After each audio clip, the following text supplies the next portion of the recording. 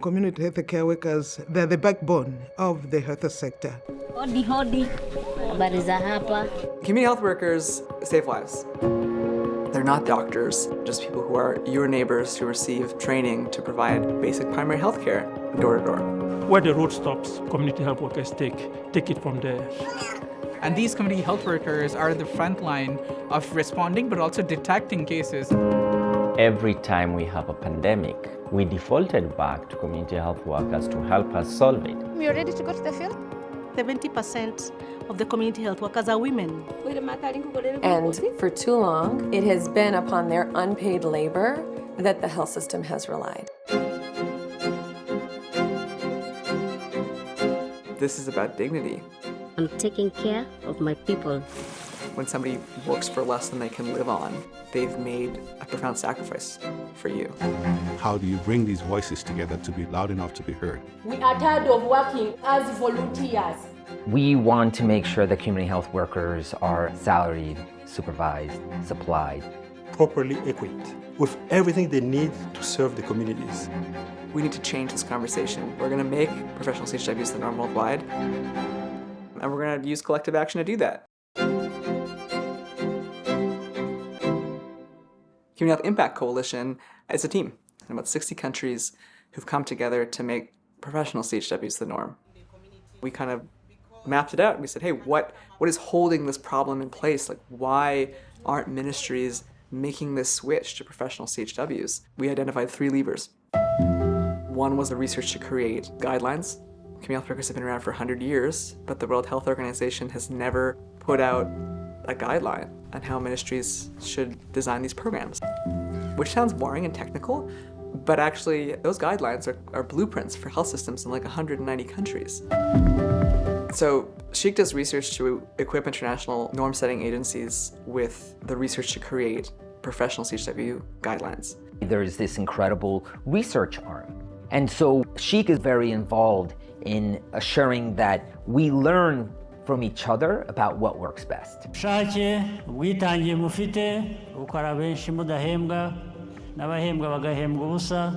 you've ever heard, 86% of community health workers are unsalaried. CHWs are out of stock 1/3 of the time.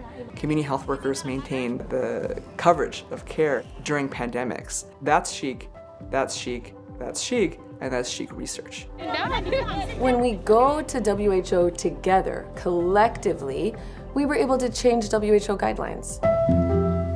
For me, that was the defining moment of the power of CHIC. The second one was, how do we use advocacy to improve financing? How do we use that same surround sound approach to change how major overseas development is spending its money?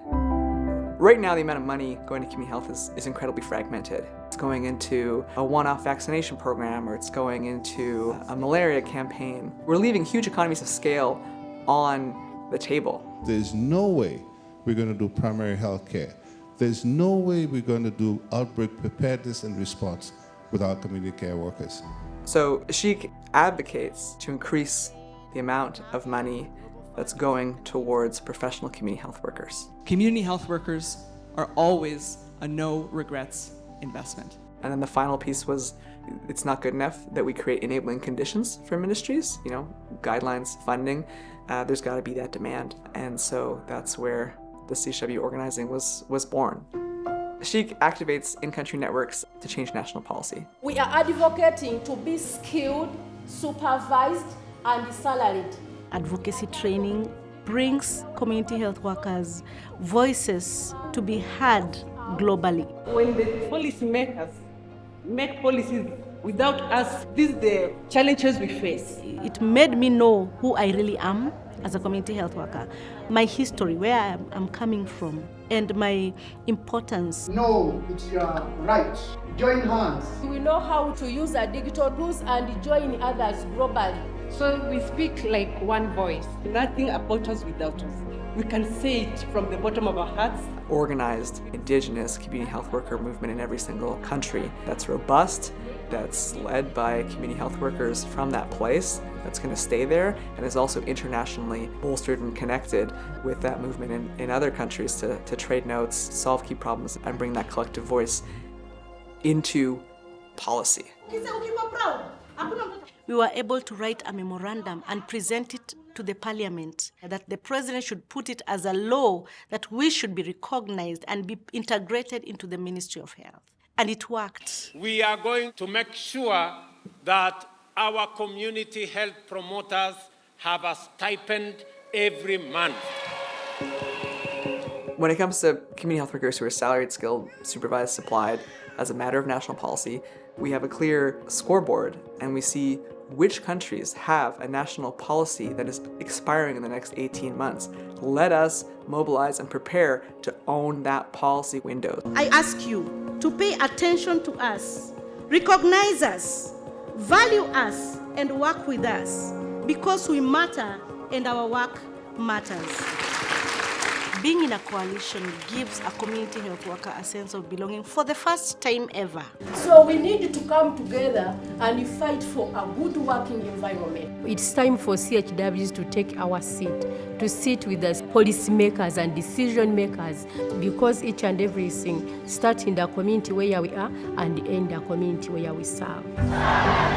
The exchange of ideas, the exchange of experiences, it has been a game changer. We all sit together, we plan, we execute. You just don't feel alone. You're part of a big movement.